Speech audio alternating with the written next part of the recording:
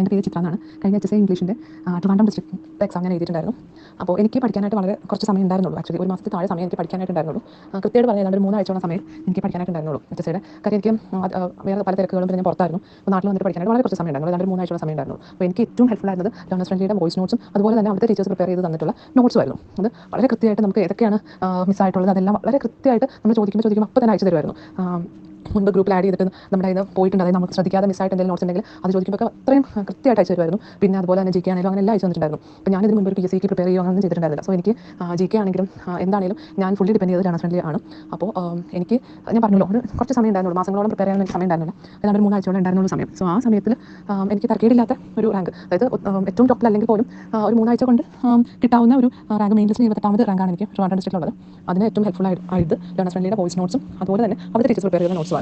So അതിന് ഒരുപാട് thankful ആയിട്ടുള്ളത് ലേണേഴ്സ് ഫ്രണ്ട്ലിയോട് തന്നെയാണ്.